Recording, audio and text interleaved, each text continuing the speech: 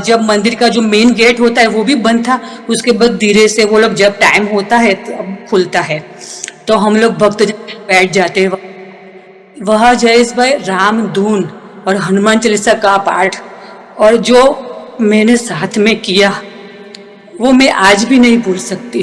मेरे लिए तो ये बहुत बड़ी बात हो गई जयेश भाई कि मैं कनाडा से इंडिया आई और दादा ने मुझे इतना अच्छा ये तोहफा दिया। मेरे पैरों में बहुत दर्द था। जब मैं खाना बनाने के लिए किचन में जाती थी तो आधा घंटा, 1 घंटा, 1.5 घंटा लगता था। तब उन्होंने ऐसा बोला कि आपको प्लांटा फेसिया है, ऐसा प्रॉब्लम है, ऐसा करके। तब मैंने ऐसा सोचा कि मैं हनुमान चालीसा का पाठ करती हूँ। तो मैंने अभिमंत्रित जल जो साड़नपुर से मैं लेके आई थी। मात्र हनुमान जी नहीं, जिन भी देवी देखो, संबंध इसलिए कि वो भाव ही अलग होगा भक्ति का। आप नॉर्मल भक्ति करें और कुछ मानकर भक्ति करें, बहुत फर्क होता है। फिर वो अलग ही अपनापन लगेगा प्रभु से।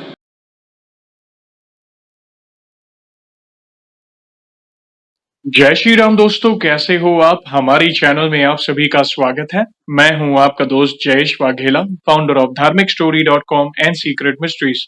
दोस्तों, आज मैं फिर से लौटा हूं एक और इंटरेस्टिंग वीडियो कॉल सेशन के साथ। हनुमान जी के भक्त ऑनलाइन है और उत्सुक है अपना अनुभव शेयर करने के लिए। और वीडियो में आगे बढ़ने से पहले आप सभी को बता दूं कि अगर आप भी हनुमान जी से जुड़े अपने अनुभव मुझसे इंस्टाग्राम वीडियो कॉल पर शेयर करना चाहते हैं तो इंस्टाग्राम की लिंक मैंने डिस्क्रिप्शन में दी है, उस पर क्लिक करें, मुझे फॉलो करें और मैसेज करें। मैं जल्द से जल्द आपसे जुड़ूंगा और वीडियो कॉल सेशन शेड्यूल करूंगा। और अगर आप ईमेल के माध्यम से अपने अनुभव शेयर करना चाहते हैं तो हमारा ईमेल आईडी है dharmikstory@gmail.com। तो चलिए आगे बढ़ते हैं आज के इस वीडियो कॉल सेशन में। नमस्कार बहन, जय श्री राम आपको। जय श्री राम। आपका बहुत बहुत स्वागत है आज के इस वीडियो कॉल सेशन में और धन्यवाद जो आप अपना समय निकाल कर इनिशिएटिव ले रहे हैं हमारे प्रिय बालाजी से जुड़े अपने अनुभव शेयर करने के लिए। सबसे पहला सवाल बहन ये बताएं कि आपका पूरा नाम क्या है, आप कहाँ से बिलोंग करते हैं और आप क्या करते हैं? मेरा नाम बताने से पहले मैं दादा से प्रार्थना करना चाहूंगी। सबसे पहले श्री राम जय राम जय जय राम, श्री राम जय राम जय जय राम, मनोजवं मारुततुल्यवेगं जितेन्द्रियं बुद्धिमतां वरिष्ठं वातात्मजं वानरयोध्यमुख्यं श्रीरामदूतं शरणं प्रपद्ये, श्रीरामदूतं शरणं प्रपद्ये। जय श्री राम। जय श्री राम। मेरा नाम रागिनी है और फिलहाल अभी मैं कनाडा में रहती हूँ और मैं एक हाउस वाइफ हूँ। और मेरे गांव का जो नाम था मेरा पियर का, वो मंडाड़ा है। और मेरे पियर और मेरे सासरी अभी सब लोग बड़ौदा में रहते हैं। ओके, आप ओरिजिनली बड़ौदा से हैं मगर फिलहाल आप कनाडा में रिसाइड करते हैं। हाँ, बहुत अच्छा लगा जानकर। और वीडियो में आगे बढ़ने से पहले सभी भक्तों से कहना चाहूंगा, अगर आप हनुमान जी से जुड़े वीडियोस देखना चाहते हैं, हनुमान जी से जुड़े अनुभव सुनना चाहते हैं और हनुमान जी से जुड़ी महिमा उनके बारे में सुनना चाहते हैं तो हमारी चैनल को अवश्य सब्सक्राइब करें, बेल आइकॉन को दबाएं ताकि आने वाले नए नए अनुभव आप सबसे पहले देख सके। और बहन, हम बहुत उत्सुक हैं आपके अनुभव को जानने के लिए। जैसे आपको पता है ये जो सेशन है हमारे प्रिय हनुमान दादा से जुड़ा है, तो अगला सवाल उन्हीं से जुड़ा है। ये बताएं कि जीवन में सबसे पहले आप हनुमान जी से कब जुड़े, कैसे जुड़े, जीवन के किस मोड़ पर जुड़े, कौन से नित्य पाठ करते हैं और शुरुआत की जर्नी के बाद जो भी आपके अनुभव रहे हैं जिसमें प्रभु ने कोई असंभव कार्य संभव किया हो या उनकी ऊर्जा महसूस की हो या कोई संकेत मिले हो, तो जो भी आपकी जर्नी है उसे आप डिटेल में साझा कर सकते हैं। तो मैं मेरे बचपन में 4th या 5th स्टैंडर्ड में पढ़ती थी। तो उस टाइम पे हमारे बाजू में जो एक आंटी रहते थे, उन्होंने मुझे हनुमान चालीसा की बुक दी थी और उन्हें कहा था कि बेटा आप ये पढ़ो, आप स्कूल जाते हो ना, ऐसा कहा था। तो उस टाइम पे हनुमान चालीसा मुझे नहीं आती थी, तो उन्हें मैंने पढ़ पढ़ के याद किया और कंठस्थ किया हनुमान चालीसा का पाठ। उसके बाद जब मेरा कॉलेज का टाइम आता है, तब उस टाइम पे हमारे गांव में सब लोग ट्यूसडे और सैटरडे के दिन वो पारिखा मंदिर जाते थे सब लोग पैदल चल के। तो उस टाइम पे उतनी बस की व्यवस्था भी नहीं थी, तो मैं और मेरी कजिन की सिस्टर है, सब लोग जाते थे तो हम भी जाने लगे ऐसे। तो उस टाइम पे दादा के दर्शन हम लोग करते थे और हनुमान चालीसा का पाठ करते। उस टाइम पे उतना भाव नहीं था जयेश भाई मेरा भी, क्योंकि सब लोग जाते थे तो हम भी जाते थे, ऐसा ही था मेरा भी। हम्म। और उसके बाद 2000 में आई में मेरी शादी हुई। उसके बाद यहाँ मैं आ गई और मेरे परिवार, मेरे सासरी में भी सब लोग बहुत अच्छे हैं, वो भक्ति भाव वाले भी है सब लोग। तो अब मैं मेरा पहला एक्सपीरियंस आपसे शेयर करना चाहूंगी। बिल्कुल। और मेरा पहला जिनको पारीखा धाम के बारे में नहीं पता, मैं कहना चाहूंगा, ये बड़ौदा सिटी के पास है, तकरीबन 25-30 किलोमीटर दूरी पर है। हाँ एक बार मुझे सौभाग्य मिला है वो जाने का, बहुत ही सुंदर मंदिर है। और ऐसा आप मान सकते हैं कि जैसे कष्टभंजन हनुमान जी का जैसा स्वरूप है, समथिंग सिमिलर ही, क्योंकि वो स्वामीनारायण संप्रदाय द्वारा ही वहां पे सेवा होती है। बहुत ही जागृत मूर्ति है प्रभु की। तो धन्यवाद, आपने पारिका धाम के बारे में बात की उसके लिए। प्लीज कंटिन्यू करें। मेरा पहला एक्सपीरियंस है जयेश भाई के, मैं ऐसे ही एक दिन बैठी थी और यहाँ आने के बाद मेरे हस्बैंड भी जॉब ढूंढ रहे थे। तो मैंने देखा कि 40 दिन का सुंदरकांड का पाठ का संकल्प, तो ऐसे ही मैंने शुरू किया एक दिन और दादा से मैंने प्रार्थना की कि ये सब है, आपको मेरे लिए जो उचित लगे वो आप करना, मैंने ऐसा ही बोला। और जब मैं सारंगपुर आऊंगी इंडिया, तब मैं आपका दर्शन करने के लिए मैं जरूर आऊंगी ऐसा। तो 40 दिन का सुंदरकांड का पाठ मेरी शुरुआत हुई। तो उस टाइम में फर्स्ट टाइम में पढ़ रहे थे तो मुझे इतना अच्छे से नहीं आता था, तो मैं यूट्यूब में फोन लगा के साथ में मैं बुक लेके पढ़ती थी ऐसा। तो 10 या 12 दिन ही हुए हो गए और गृहस्थ में चैलेंज आते हैं और कुछ ना कुछ प्रॉब्लम दिक्कत आती है, तो रात को 9 बजे के बाद में सुंदरकांड का पाठ करती थी, मुझे उस टाइम तो दादा की इतनी कृपा हुई, 15 या 20 पाठ हुए हो गए जयेश भाई, मेरे सारे रास्ते खुलने लगे और सब कुछ अच्छे अच्छे से होने लगा। जॉब के लिए इंटरव्यू कॉल आया और धीरे धीरे करके सब कुछ ठीक, 3 महीने के अंदर सब कुछ ठीक हो गया दादा की कृपा से। और 40 दिन का सुंदरकांड का पाठ भी मैंने अच्छे से कंप्लीट किया और 40वां दिन था मेरा लास्ट दिन, तब भी मैंने हमारे जो आजू बाजू में जो गुजराती फैमिली रहते हैं सबको मैंने इनवाइट किया, कहा कि मेरे घर पे सुंदरकांड का पाठ है, आप सब लोग आना, ऐसा कहा था। तो दादा की कृपा हुई और उस ये मेरा पहला एक्सपीरियंस है जयेश भाई। तो उन 40 दिनों में, जैसे कई बार भक्तजन कहते हैं, कोई हनुमान चालीसा का संकल्प लेता है, तो कोई सुंदरकांड का, कोई रामचरितमानस का, तो कोई राम नाम जाप का। तो उन 40 दिनों में आपने अंदर, आपके जैसे कई बार होता है हम अलग वाइब्रेशन फील करते हैं, एक अलग दिव्यता फील करते हैं, तो उन 40 दिनों में आपने क्या फील किया? मतलब कुछ अलग था आपके साथ प्रभु का नाम मतलब लेने से? क्या क्या फील हो रहा था आपको? प्लीज बताएं। जयेश भाई, उस टाइम में जब सुंदरकांड का पाठ करती थी ना, तो मुझे संकल्प कैसे लेना है कुछ पता नहीं था। मैंने ऐसे ही कहता, तो मुझे ऐसे पहले कभी फील भी नहीं हुआ कि, लेकिन मैंने पूरी श्रद्धा से पूरे भाव से मैंने पाठ किया था उस टाइम पे। और थोड़े दिनों के बाद ऐसा मेरा क्रम चलता रहा। उसके बाद मैं ट्यूसडे के दिन सुंदरकांड का पाठ करती थी और वेडनेसडे से मैं 10-10 दोहे का पूरा कंटिन्यू करती थी। ये मेरा 40 दिन का पूरा हुआ ना, उसके बाद भी मैंने कंटिन्यू किया और हनुमान चालीसा का पाठ में करती थी। और उस टाइम पे एक यूट्यूब पे वीडियो आता है हनुमान चालीसा कथा करके, ऐसा करके, तो मैंने ऐसा सुना था कि रामायण भागवत की सब कथा करते हैं, तो हनुमान चालीसा की कथा मैंने ऐसा पहली बार सुना था। तो मैंने उसके ऊपर क्लिक किया और मैंने सुना थोड़ा। तो उसके बाद दूसरा वीडियो आया, तीसरा वीडियो आया, तो देखा कि सारंगपुर के संत हरिप्रकाश दास स्वामी जो है वो कथा करते हैं। तो मुझे सब कुछ उस टाइम पे कथा में सुनती थी तो मुझे पता चला दादा के प्रति मेरा भाव और बढ़ गया। वो मेरे बचपन का टाइम मुझे याद आ गया कि वो मैं पैदल चल के जाती थी, खाली दर्शन के लिए जाती थी, ऐसा कुछ किया भी नहीं था मैंने। तो उस टाइम में उनकी कथा सुनना, दादा के चरित्र, उनके गुणों को जानना ऐसा। और मैंने उनकी सुंदरकांड की कथा सुनी, नीति परवीन स्तोत्र की कथा सुनी और उसके बाद मेरे अंदर भाव जगा कि मुझे दादा के दर्शन करने का है। और मैंने 40 दिन का सुंदरकांड का पाठ किया था। तब पता नहीं मेरे मुख से ऐसे ही निकला था कि मैं जब इंडिया आऊंगी तो मैं सारंगपुर दर्शन के लिए आऊंगी। तो उस टाइम पे उस बात को 5 साल लग गए जयेश भाई, मैं इंडिया ही नहीं आई। तो उसके बाद मैंने मेरे हस्बैंड से बोला कि हम लोग ऐसा इंडिया चलते हैं, सारंगपुर मुझे दर्शन करने का है। तो हम लोगों ने 2 बार प्लान किया, लेकिन दोनों बार फेल हो गया कुछ ही ना कुछ प्रॉब्लम की वजह से। तो उसके बाद मैंने उनको कहा कि हम तीसरी बार ट्राई करते हैं, हम ज्यादा दिन नहीं जाएंगे, 2 दिन जाने का 2 दिन आने का हमारा यहाँ से होता है। और 1 हफ्ते के लिए हम जाते हैं, दादा के दर्शन करेंगे, बाद में वापस आ जाएंगे, ऐसा था।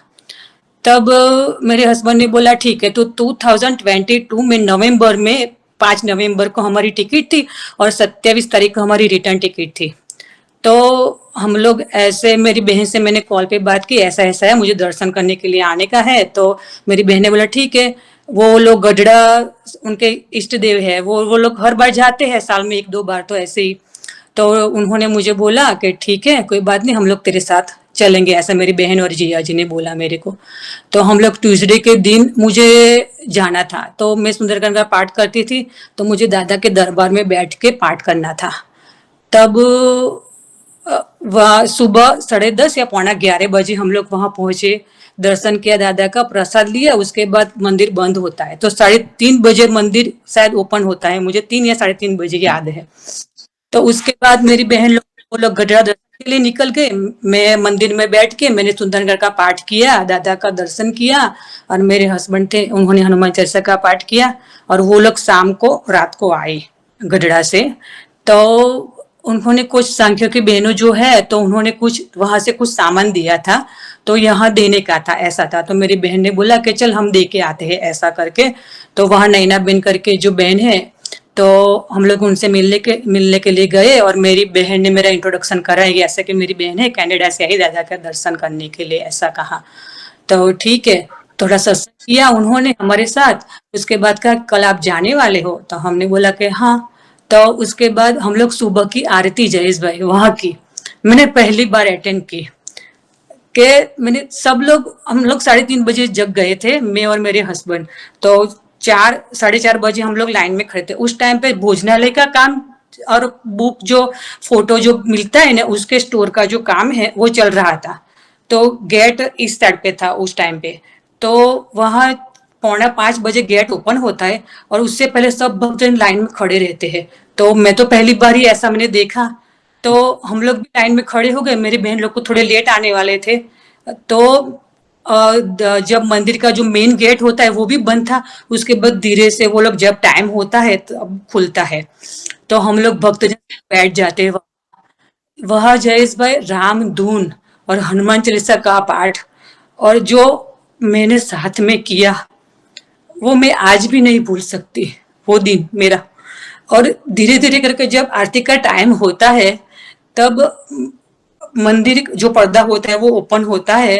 तो दादा का जो श्रृंगार करते हैं वो लोग, वो देखा मैंने। और जय कपि बड़वंता आरती और नीति पविन स्तोत्र, वो जयेश भाई, मैंने पूरी आरती की, मेरी आंख से आंसू खुशी के निकले कि मैंने दादा का बहुत धन्यवाद किया कि आपने मुझे बुलाया यहाँ दर्शन के लिए। वे कष्ट भजन देव वही आते जिन्हें दादा बुलाते हैं, वरना कोई चाहे कितना भी हम प्रयास करें, पर हम सही नहीं बात जा है। सकते, ऐसा था। और उस आरती करने के बाद हम लोग वो नैना बहन से मिलने के लिए गए। तब उन्होंने मुझे एक अमूल्य तोहफा दिया। दादा का जो मुकुट होता है वो, और दादा को जो वस्त्र पहनाते हैं वो, जी। और केसर के अभिषेक करते हैं ना, वो बॉटल दी। मुझे बोला कि आप ये लेके जाना, और ये प्रसादी का है। तो मेरे लिए तो ये बहुत बड़ी बात हो गई जयेश भाई, कि मैं कनाडा से इंडिया आई और दादा ने मुझे इतना अच्छा ये तोहफा दिया, गिफ्ट। ये मेरा पहला अनुभव था ये जयेश भाई। बहुत बड़ा अनुभव है। आप अपने आप को भाग्यशाली समझ सकते हैं कि आपको दादा के प्रसादी के वाघा यानी जो श्रृंगार था वो मिला। और जिन्होंने आपको दिया, जिनको नहीं पता, सांख्य योगी बेन यानी स्वामीनारायण संप्रदाय में महिला संतों को सांख्य योगी बेन कहा जाता है। तो उनके द्वारा आपको प्रसादी के वाघा मिलना यानी दादा स्वयं आपके घर पधारे, ऐसा समझिए। और यस, मैं कई सेशंस में मैं कहता हूँ, अगर आप कष्टभंजन हनुमान जी के दर्शन करने जाते हैं तो अगर आरती का लाभ मिलता है तो अवश्य लीजिएगा। मंगला आरती हो, मंगला आरती की तो अलग ही बात है, सुबह अर्ली मॉर्निंग की। लगी। हाँ, मगर चलो मंगला नहीं तो श्रृंगार, नहीं तो संध्या अथवा शयन आप लीजिए। सारे भक्तजन साथ में जो रामधुन करते हैं, चालीसा का पाठ करते हैं, फिर जो आरती के बाद जो नीति प्रवीण, सभी भक्तजन बैठ जाते हैं। और उस समय जो वाइब्रेशन उस मंदिर के दरबार में होती है, प्रभु इतने जागृत, यानी प्रजा बैठी है, राजा अधिराजा बैठे हैं, सभी प्रजा को मतलब देख रहे हैं आराम से। आप उनके दर्शन निहारे ना, रोंगटे खड़े हो जाएंगे। वो लग रहा था, आपकी बातों से लग रहा था कि किस प्रकार आपको दर्शन हुए। जयेश भाई, मैं सभी भक्तों से वो दादा के जो प्रसादी का मुझे अमूल्य तोहफा दिया है, गिफ्ट, वस्त्र और जो मुकुट, मैं उनका दर्शन करवाना चाहती हूँ सभी भक्तों प्लीज के प्लीज लिए। प्लीज कराइए, हमारा सभी सौभाग्य होगा प्लीज। ओके, ये मुकुट है। जय श्री राम, जय श्री राम। ये स्वयं कष्टभंजन दादा ने धारण किया था। थोड़ा मोबाइल हाँ, थोड़ा मोबाइल और अंदर करिए ताकि एकदम क्लियर, और थोड़ा पीछे करिएगा, थोड़ा पीछे करिएगा। Yes yes yes yes. जय श्री राम प्रभु, जय श्री राम। आपके मंदिर के भी दर्शन करा दीजिए, सारे भक्तजन प्रभु के दर्शन करें। ओहो, राम दरबार, क्या बात। कष्टभंजन दादा, जय श्री राम प्रभु, जय श्री राम, जय श्री राम। ये आप एक काम करें, आप ओके, हाँ हाँ, ओके, ये वो वाघा है जो प्रभु, ओके, ये शयन अथवा मंगला दर्शन के वाघा है, शयन राइट? शयन के है। शयन के हैं, ओहो क्या बात। हाँ, जय श्री राम, जय श्री राम, जय श्री राम। धन्यवाद आपका, बहुत बहुत धन्यवाद। सारे दर्शक भी दर्शन कर सकते हैं, बहुत सुंदर दर्शन हुए, इतने अद्भुत लग रहे हैं। पीछे से सूर्य की किरण आ रही है और अभी कनाडा में हाँ। सुबह होगी, तो बहुत दिव्यता आ रही है आज आपके वीडियो में, बहुत सुंदर। धन्यवाद, जय श्री राम। आपका बहुत बहुत धन्यवाद बहन, बहुत सुंदर दर्शन कराएं। और सारे भक्तजन प्लीज कमेंट के माध्यम से अवश्य बताइएगा कि आपको कष्टभंजन हनुमान जी के दर्शन करके, राम दरबार के दर्शन करके और हनुमान जी के श्रृंगार के दर्शन कैसे लगे। प्लीज अपने विचार बताइएगा। प्लीज बहन, अपना और कोई अनुभव तब बता सकते हैं। और उसके बाद जयेश भाई, हरिप्रकाश दास स्वामी जो कथा करते थे, हम्म, तो वो मैं कथा सुनती थी, तो दादा के जो गुण है, उनका चरित्र है, तो वो सब उनमें उनका जो गुण है, सहजता, सरलता, विनम्रता, अभिमान बिल्कुल नहीं उनके अंदर। इतना सब कुछ करने के बाद भी वो ऐसे हाथ जोड़ के प्रभु के चरण में बैठते हैं। तो हरिप्रकाश दास स्वामी यही बोलते हैं कि वो सब हमारे जीवन में आना चाहिए और दादा को रोल मॉडल बनाना चाहिए हमारा, ऐसा। तो जब हनुमान जी महाराज सीता माता की खोज करके वापस आते हैं, तो प्रभु श्री रामचंद्र जी पूछते हैं उनसे कि हनुमंत, लंका कैसे जलाई। तो हनुमान जी महाराज ये कहते हैं कि प्रभु, मैंने लंका नहीं जलाई, सो सब तव प्रताप रघुराई, नाथ न कछु मोरी प्रभुताही, ये बताते थे। और जैसे अब मेरा दूसरा अनुभव है, वो उसके बाद जयेश भाई आपका वीडियो आने लगा और सब भक्तों से मैं देखती हूँ कि उन्होंने क्या किया, कैसे सब पाठ करते हैं, सबका राम नाम जाप का लेखन, रामचरितमानस का, वो सब मैं धीरे धीरे मेरे जीवन में लाने का प्रयास करने लगी, एक एक स्टेप करके। और उसके बाद आपकी वीडियो जब भक्तों की आती है जयेश भाई, पता नहीं मेरे आंख से आंसू निकल जाते हैं कि जब भक्तों की बात मैं सुनती हूँ ना, कि उनके जो कष्ट दुख है, दादा कैसे सबको बाहर निकालते हैं। तब ये सब मेरे जीवन में धीरे धीरे करके मुझे उनका एहसास होने लगा। जब मैं रामचरितमानस का पाठ करती हूँ, तब मैं उस टाइम पे मैं ये फील करती हूँ कि मेरे आसपास कोई है, ऐसा करके मुझे ये अनुभूति होती है। पहले कभी ऐसा नहीं होता। जितना मैं निकट जाती हूँ जयेश भाई, तब ये सब होने लगता है मेरे साथ, ऐसा था। और जयेश भाई, मेरा दूसरा तीसरा अनुभव है एक और, कि आपकी वीडियो में ही वो खुशबू बहन आए थे, तो मैंने उनका एक वीडियो देखा, दूसरा वीडियो देखा, तो वो बड़ौदा के थे। जी तो मैंने बोला कि हम लोग इस बार जाएंगे ना, तो उनसे मिलेंगे, ऐसा। तो उन्होंने धवल भाई का सुंदरकांड का पाठ उनके घर पे किया था, आप भी आए थे, ये मैंने वीडियो में देखा था। तब मैंने सोचा कि, और धवल कुमार का जो पाठ होता है, वो फेसबुक पे शॉर्ट वीडियो जो बनाते हैं, जो समझाते हैं सुंदरकांड के पाठ के बारे में, तो वो मैं हर बार देखने लगती हूँ। और मैं इस चौपाई का मतलब ये होता है, ऐसा करके मैं सुनती थी। और पता नहीं, मुझे ऐसा होता था कि ये कितने अच्छे से समझाते हैं। और उसके बाद खुशबू बहन से मुझे मिलना था, वो दादा के भक्त है, ऐसा मैंने उसके उन्होंने सेशन में बताया था कि ये मंदिर वो जाते हैं, तो हम लोग जाएंगे, ऐसा मैंने मेरे हस्बैंड को बोला था। तब धीरे धीरे करके 2024 में मैं इंडिया आने वाली थी, दिसंबर के महीने में। और हम लोगों ने सोचा कि हम लोग मारुति यज्ञ इस बार ऐसा दादा को राजी करने के लिए कराएंगे, ऐसा हमारा विचार था। तब उस टाइम पे मेरा मंथली प्रॉब्लम का बहुत इश्यू था जयेश भाई। कभी 20 दिन 25 दिन कोई फिक्स डेट नहीं रहता था। तब मैंने मेरी बहन से बात की तो उन्होंने मुझे नैना बहन का नंबर दिया, और 5 या 5.5 महीने पहले से ही हमारी इंडिया की टिकट बुक हो गई थी। और मेरी बहन की बेटी की और मेरे नड़न के बेटे की 2 शादी थी। तो वो दोनों शादी जनवरी 16 के बाद थी दोनों की। तो उस टाइम पे नहीं होता, उससे पहले ही मुझे करना था। उस बीच मेरे मंथली इश्यू था।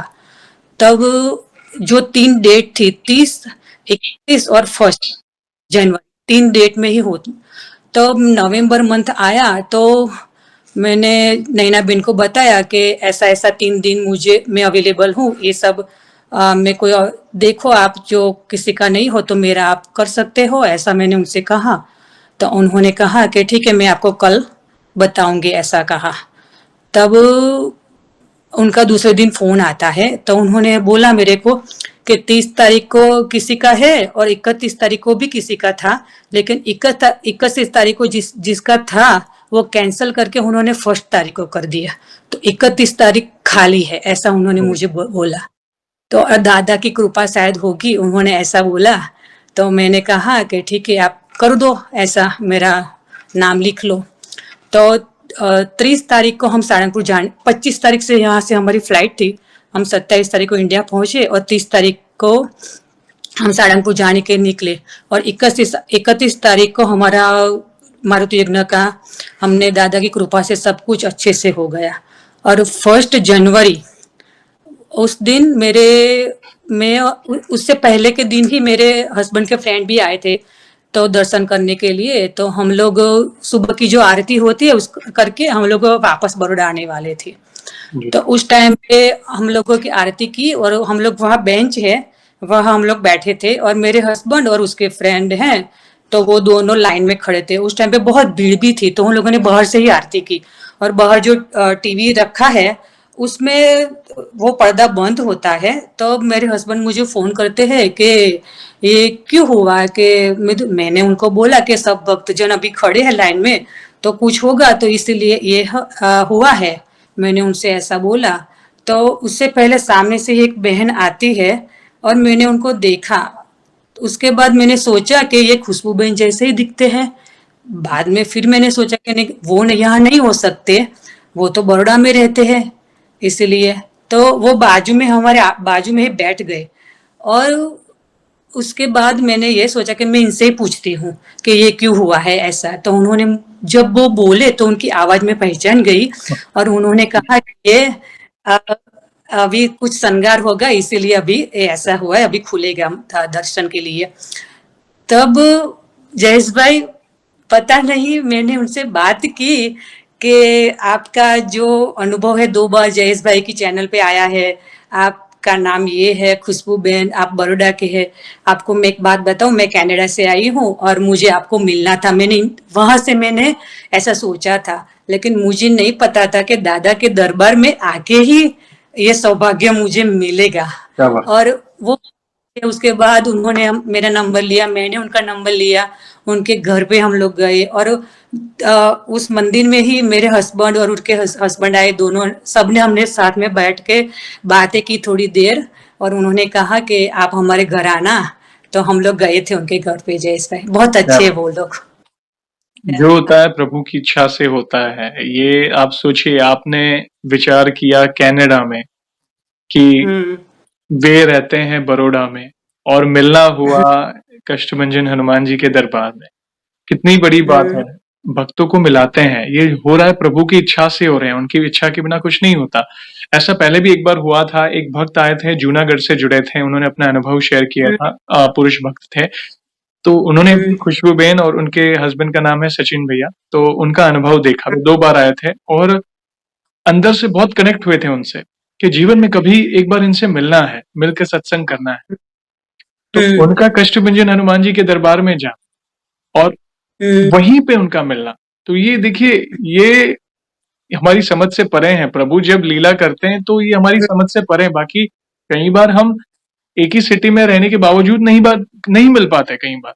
और आप तो कनाडा से आए और दरबार में मिलना, कि बहुत बड़ी बात है। देखिए ये कराने वाले प्रभु हैं और बहुत उनकी भक्ति भी अद्भुत है। उनका पूरा परिवार ऐसा समझिए विशेष कृपा पात्र है बजरंगबली महाराज का।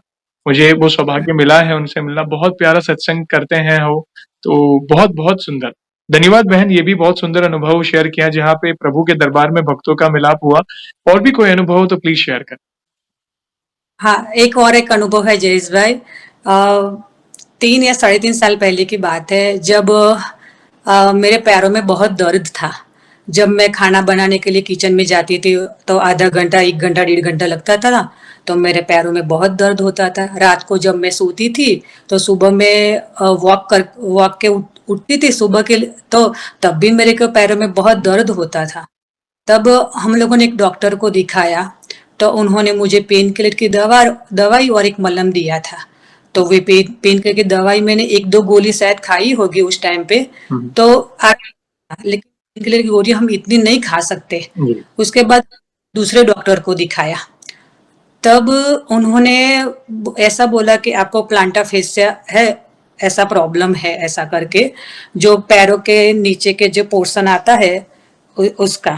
तो ये बोला, और उन्होंने कहा कि एक इंजेक्शन आता है, वो आपको लगवाने का है, और सॉल जो हम लोग बनाते हैं पैरों के माप के हिसाब से वो लोग, और वो सॉल हमको शूज में रख के वो शूज पहनने पड़ते हैं ऐसा।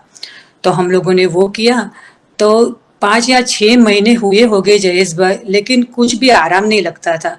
तो तो मैंने ऐसा सोचा कि ऐसा क्यों होता है, इंजेक्शन लिया और ये सब करने के बाद भी मेरे पैरों में आराम नहीं है। तब मैंने ऐसा सोचा कि मैं हनुमान चालीसा का पाठ करती हूँ, तो मैंने अभिमंत्रित जल जो साड़नपुर से मैं लेके आई थी, तो वो मैं 1-2 बूंद उसमें डालती थी, और नासेरो हरे सब पीरा की चौपाई का मैं जाप करती थी, और वो मैं पानी पीने लगी। तो धीरे धीरे करके जयेश भाई मेरे पैरों में काफी हद तक आराम लगने लगा, और पता नहीं आज का वो टाइम है कब दर्द खत्म हो गया, ये दादा की कृपा ही है। बाकी मैंने 2 को दिखाया, इतना कुछ किया, फिर भी नहीं आराम लगता था। ये दादा की ही कृपा है।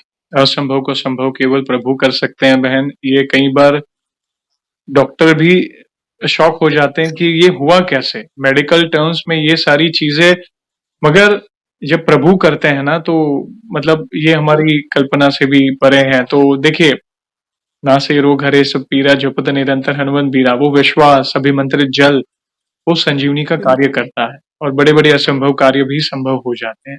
आगे बढ़ने से पहले, अगले अनुभव पे जाने से पहले एक छोटा-सा सवाल पूछना चाहूँगा। देखिए, पहली बात तो हमें बहुत गर्व महसूस होता है जब हमारे ही कोई सनातनी भाई-बहन विदेश से जुड़ते हैं। भारत भर से तो जो भी भक्त हैं वो जुड़ते हैं, मगर आप विदेश में रहकर अपने रूट्स नहीं भूले, तो वो जानकर हमें बहुत अच्छा लगा। तो इस पर एक छोटा-सा सवाल है कि आप अपनी दिनचर्या के बारे में बताएँ। जैसे नॉर्मली दिनचर्या में आप कौन से नित्य पाठ वगैरह करते हैं? आपकी पूजा पाठ कैसी है? कौन-सी स्तुति, मतलब कैसी दिनचर्या है? क्योंकि आप गृहस्थ हैं, अपनी ज़िम्मेदारियाँ भी निभा रहे हैं, भक्ति में भी आगे बढ़ रहे हैं, पैरेलल दोनों आगे बढ़ रहे हैं। तो कहीं न कहीं आपकी दिनचर्या से कई लोगों के सवालों के जवाब मिलेंगे। प्लीज़ बताएँ।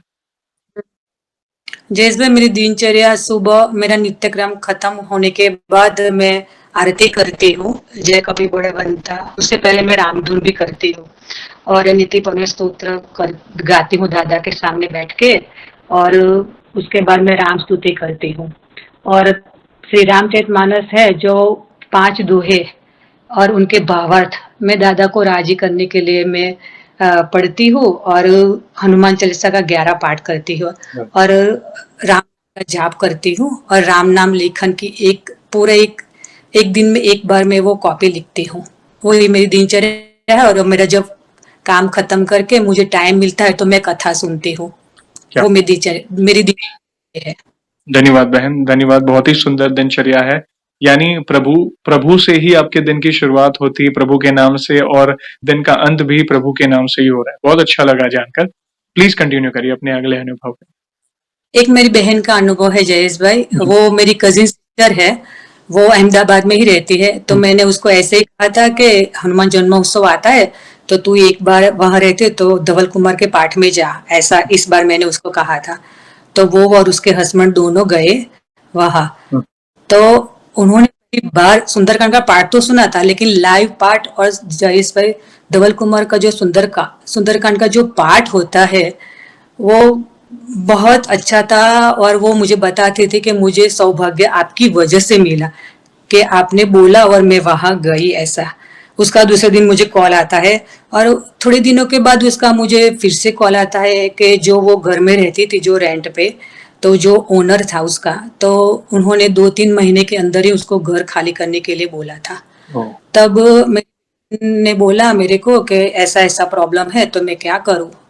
तो मैंने उसको बोला तो 11 हनुमान चालीसा का पाठ कर और दादा को अर्जी लगा, ऐसा करके हुँ, हुँ, मैंने। तो उसने ऐसा किया। तो उसके बाद उसकी बेटी का स्कूल और उसके हस्बैंड की जॉब के हिसाब से और उसके बजट में उनको घर चाहिए था। हुँ, तब उन्होंने काफी घर ढूंढा, लेकिन उनको घर अच्छा नहीं मिलता था। लेकिन एक घर मिला, तो उन्होंने वो पेपर वर्क और जो थोड़ा बहुत रेंट देते हैं हुँ, वो सब उसको दिया। और वो लोग देखने के लिए गए, तब वो पानी का इश्यू था उस घर में। तो लेकिन कोई ऑप्शन नहीं था उन लोगों के पास, क्योंकि टाइम के अंदर उनको घर भी खाली करने का था और लेने का था, ऐसा था। तब उन्होंने मुझे बताया, फोन करती है और बोलते कि ऐसा ऐसा है, लेकिन हम लोगों ने पेपर वर्क कर दिया है। मैंने बोला कि ठीक है, लेकिन तेरी इच्छा नहीं है तो तू दूसरा घर ढूंढ, मैंने उसको ऐसा बोला। तब वो सब तो काम, पैसा पेपर वर्क सब हो गया, और इस बार वो लोग दूसरा घर ढूंढते थे।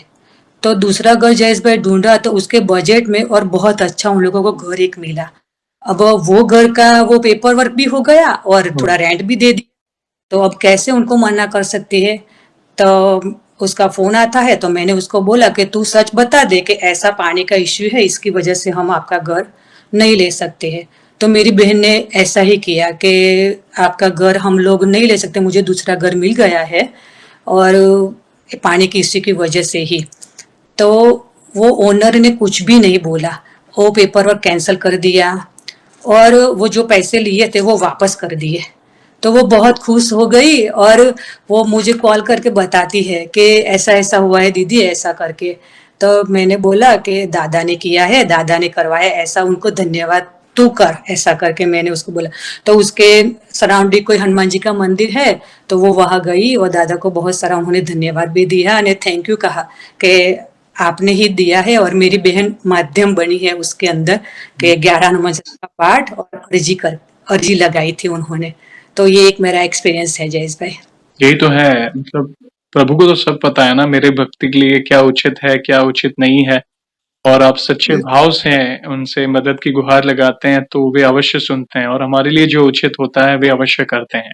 बहुत अच्छा लगा बहन और आगे बढ़ने से पहले एक सवाल पूछना चाहूँगा जैसे आज हमने आपके अनुभव सुने, बहुत सुंदर-सुंदर अनुभव, बहुत भावपूर्ण अनुभव आपने शेयर किए। वैसे आपने हमारी चैनल में भी बाकी भक्तों के अनुभव सुने होंगे। तो वैसे आप हमारी वीडियोज़ कब से देख रहे हैं? और बाकी भक्तों के अनुभव देखकर, सुनकर, जानकर आपको क्या प्रेरणा मिली? आप अपने भाव अपने शब्दों में बता सकते हैं। आपकी वीडियो में काफी टाइम से देख रही हूँ, और उस वीडियो में मुझे पता चलता है अर्जी कैसे लगानी है, संकल्प के बारे में पता चलता है, और राम नाम जाप, और तो राम नाम जाप के बारे में पता चला मेरे को। तो मैंने लेखन की शुरुआत की, क्योंकि लेखन में ध्यान केंद्रित हमारा ज्यादा रहता है, और ये सब आपकी वीडियो से ही मैंने सीखा है। और दादा के साथ हम संबंध बनाना चाहिए, तो मैंने उनको पिता बनाया है। और मैंने हरिप्रकाश दास स्वामी कथा में भी सुना था कि वो भी बोलते हैं कि दादा के साथ आप कोई संबंध बनाओ, भाई, गुरु या पिता का। तो मेरे पिताजी नहीं है, तो मैंने उनको पिताजी ही बनाया है। और ऐसे मैं उनके साथ बातें भी करती हूँ मेरे मंदिर में। जी। धन्यवाद बहन। ये बस यही यही तो है सरल भक्ति और पवित्र भाव। संबंध इसलिए आप जिन भी देवी-देवता को भजो, मात्र हनुमान जी नहीं जिन भी देवी-देवता संबंध इसलिए कि वो भाव ही अलग होगा भक्ति का। आप नॉर्मल भक्ति करें और कुछ मानकर भक्ति करें, बहुत फ़र्क होता है। फिर वो अलग ही अपनापन लगेगा प्रभु से। अगर आप पिता स्वरूप उन्हें अगर पूजते हैं तो आपको अंदर से वो महसूस होगा कि उनका हाथ है मेरे पर। एक पिता स्वरूप, पिता का जो कर्तव्य होता है अपनी संतान के लिए, आप वो अनुभव करेंगे। अगर भाई स्वरूप तो आपको लगेगा वे मेरे भाई की तरह मेरे साथ खड़े हैं। सखा स्वरूप तो यस एक सच्चा मित्र जैसे होता है, अपने लिए जो आधी रात को भी काम आए, जैसे एक मित्र होते हैं वैसे ही वे मतलब एक मीठी नोक-झोंक कर सकते हैं आप। वैसे गुरु स्वरूप तो आपको किसी ना किसी माध्यम से या कोई संकेत देकर आपका मार्गदर्शन करेंगे। तो यस, मात्र हम जैसे पति स्वरूप नहीं मान सकते, जैसे श्री कृष्ण भगवान को महिला भक्त मानती है क्योंकि बाल ब्रह्मचारी हैं हमारे महाराज। तो हाँ, आप पिता स्वरूप कर सकते हैं या भाई स्वरूप बच सकते हैं, कोई दिक्कत नहीं है। तो धन्यवाद बहन, ऐसे ही प्यार और सपोर्ट करते रहें, कराने वाले प्रभु हैं, बाकी आप सभी भक्तों का सपोर्ट है।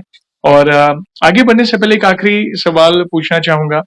वैसे तो देखिए हमारे पास इतना सामर्थ्य तो नहीं है, मगर फिर भी वन लाइन में हमारे प्रिय हनुमान दादा का बखान करना चाहें तो किस तरह करना चाहेंगी आप? मैं गोस्वामी श्री तुलसीदास जी ने हनुमान चालीसा में ही लिखा है, वो मैं 3 चौपाई गाऊंगी और एक श्री रामचरितमानस की चौपाई है। वो मेरे दिल के बहुत करीब है जयेश भाई। के हनुमान चालीसा में एक चौपाई है, उसमें सब सुख सर्व सुख और महासुख ऐसा है। तो पहली चौपाई है, सब सुख लहे तुम्हारी शरणा, तुम रक्षक काहू को डरना, और देवता चित्तन धरई, हनुमंत से ही सर्व सुख करई, जो 7 बार पाठ कर कोई, छूटे ही बंदी महासुख होई। श्री रामचरितमानस की एक और चौपाई है, जो निर्मल मन जन सो मोहि पावा, मोहि कपट छल छिद्र न भावा, श्री राम जय राम जय जय राम, श्री राम जय राम जय जय राम, जय श्री राम। जय श्री राम, जय श्री राम। धन्यवाद बहन, आज का सेशन आपने पूरा का पूरा राममय कर दिया, हनुमानमय कर दिया। बहुत बहुत धन्यवाद। बहुत ही सुंदर और अनमोल शब्दों में आपने उनकी महिमा का गुणगान किया, प्यारे प्यारे अनुभव सुनाए। कष्टभंजन हनुमान जी के दरबार में क्या आपने फील किया, वो पूरी जर्नी हमें जानने मिली। प्लस साथ ही साथ बहुत ही सुंदर सत्संग किया और आपके जीवन में जो परिवर्तन आए हनुमान जी की भक्ति से, वो हमें जानने मिला। और इन फ्यूचर भी ऐसी कोई भी अनुभूति हो तो हमसे अवश्य जुड़िएगा। हम वीडियो के माध्यम से आपके अनुभव को फिर से भक्तों तक पहुंचाएंगे। और सेशन को हम ऐसे ही एंड नहीं करेंगे, आपको तो पता ही है, प्रभु श्री राम के नाम का जयकारा और हनुमान जी के नाम का जयकारा अवश्य लगाएंगे, फिर सेशन को एंड करेंगे। तो आप जुड़िए, जो भी भक्त जहां कहीं से इस सेशन को देख रहा है, भारत में है, भारत के बाहर है, चल फिर रहा है, ऑफिस में, किचन में, प्लीज जयकारे में जुड़िए, फिर सेशन को एंड करेंगे। तो बोले सियावर रामचंद्र की जय जय, पवन सुत हनुमान की जय जय, बोलो कष्टभंजन हनुमान जी महाराज ने जय। जय। वंस अगेन बहन, थैंक यू वेरी मच अपने प्यारे प्यारे अनुभव शेयर करने के लिए। जय श्री राम, जय हनुमान। जय श्री राम।